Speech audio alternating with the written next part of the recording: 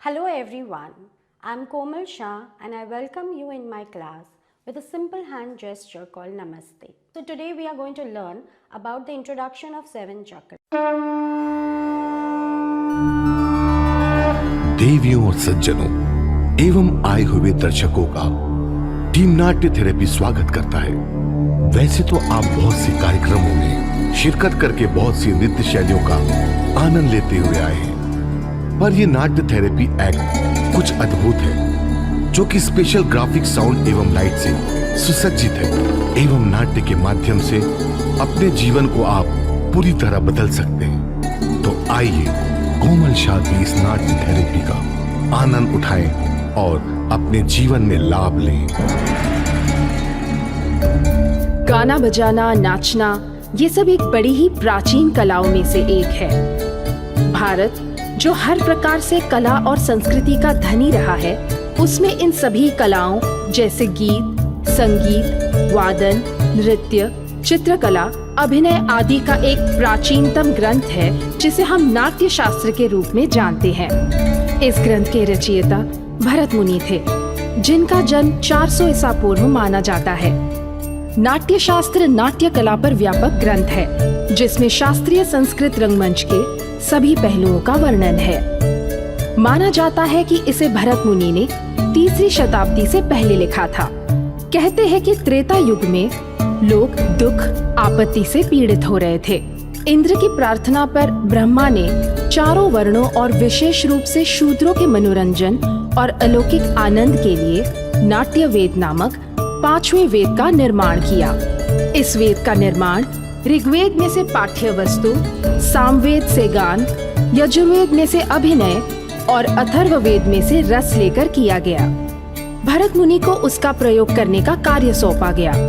भरत मुनि ने नाट्य शास्त्र की रचना की और अपने पुत्रों को पढ़ाया। इस कथा से ये ज्ञात होता है कि भरत मुनि ही नाट्य शास्त्र के प्रवर्तक हैं।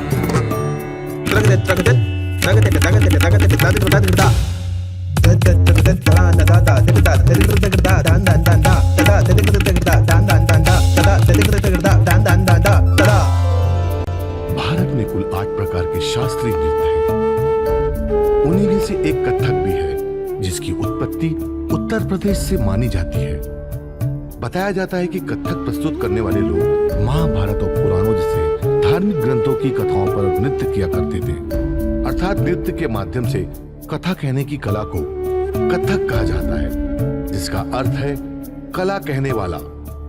ऐसा मानना है कि कथक की उत्पत्ति का सिरा भरत मुनि के नाट्य शास्त्र से जुड़ा हुआ है। अंग, प्रत्यंग, उपंगा और मुद्राएं, भाव, रस, ताल, लय, जब इन सभी का एक साथ संगम होता है, या यूं कहिए जब इनका मिलन होता है, तब नृत्य की शुरुआत होती है।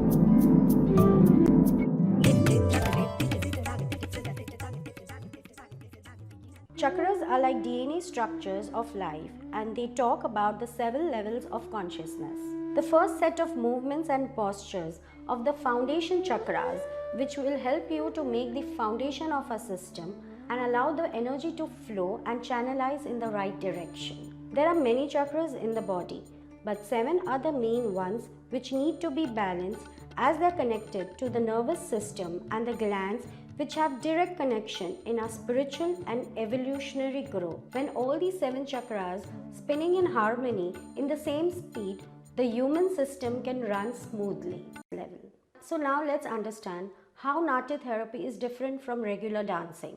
The movements are designed in such a way that by performing these movements, one can get themselves in a geometric perfection where one's body geometry is aligned and synchronized with the universal geometry, or we can say the sacred geometry of the creation. Performing these movements daily, one can get in synchronicity with the universal rhythm. This helps us to attain balanced state of mind. Performing these movements, one can experience the correct geometry with our body, which makes us in the sync with the universal geometry.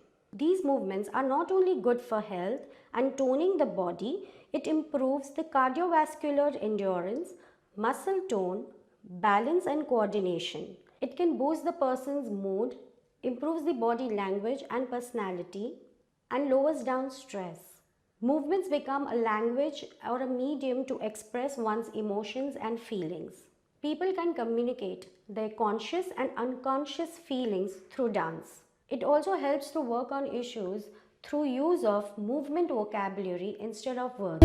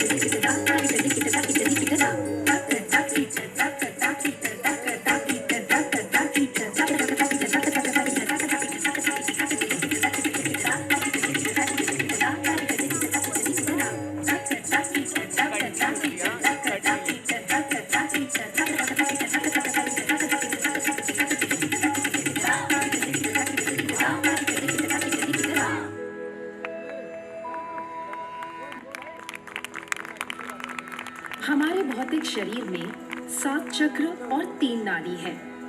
1 मूलाधार चक्र, 2 स्वादिष्ठान चक्र, 3 नाभि चक्र, 4 अनाहत चक्र, 5 विशुद्धि चक्र, 6 आज्ञा चक्र, 7 सहस्त्रार चक्र, जिसके उपरांत हमारी कुंडली जागृत होती है। जिस प्रकार हमारे स्थूल शरीर के लिए 7 चक्र और कुंडलिनी जागृत आवश्यक है, उसी तरह जैसा कि हमारे वेदों में लिखा है कि हमारे द्वारा बोले गए शब्दों का कभी अंत नहीं होता, बल्कि ब्रह्मांड में ऐसे ही तैरते रहते हैं जैसे हमारे ग्रह और ब्रह्मांड में तैरते उल्का पिंड। उसी तरह नृत्य की थाप जब पैरों के द्वारा मंच पर है, जिसके कारण मानव का बाहरी शरीर मुद्राओं और उसके ओज से स्वस्थ और चमकदार बनता चला जाता है। हमारे शरीर में 7 चक्र विराजमान है। जब वो जागृत हो जाते हैं तो उसके उपरांत कुंडली जागृत हो जाती है, जो नृत्य और थेरेपी से एक नया रूप उत्पन्न होता है। उस प्रभावशाली थेरेपी को जन्म देने वाली है विश्व विख्यात विलक्षण कर्मठ महिला श्रीमती कोमल शाह।